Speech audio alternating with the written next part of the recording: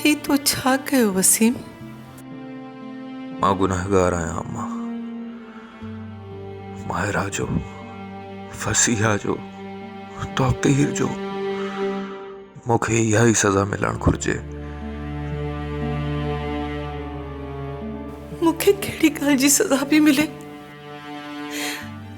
तो मुंहिंजे लाइ हिकिड़ो दफ़ो बि न सोचो आऊं केॾां वेंदसि? मूंखे ॿुधाए। कुदरत के इहो ई मंज़ूर हो अम्मा। तूं बस पंहिंजो ख्याल रख। तो वटि पंहिंजी सॼी जमा थियल दौलत छॾे वञा पियो।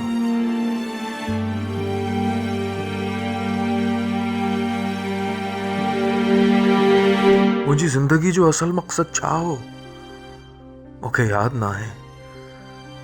मूंखे दौलत खपे पई, कॾहिं मोहब्बत। मां कॾहिं इहो फ़ैसिलो ई न करे सघियुसि त मां चाहियां छा थो। शायदि इहा ई ज़िंदगी आहे।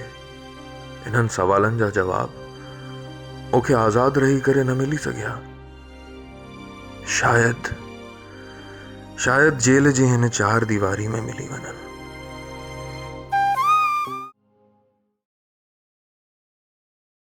या अल्लाह, मुंहिंजा 2 पुट, मुंहिंजूं 2 अखियूं, हिकु तो घुराए वरिती पाण वटि, हिकु मूंखां अलाए केॾो परे हलियो वियो आहे। मां भागण जी छा कया बाबा? या अल्लाह, मां जी छा कया?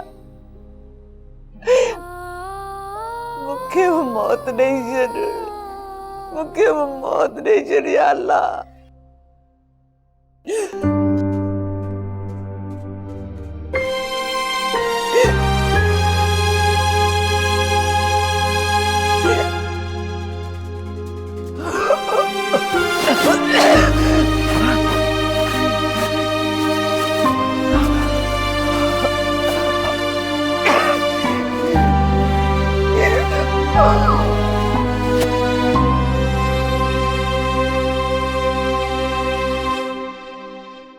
ड्रामा सीरियल फासला जा तमाम एपिसोड्स ॾिसो हाणे HD क्वालिटीअ में। विज़िट करियो असांजो YouTube channel Sindh TV HD drama.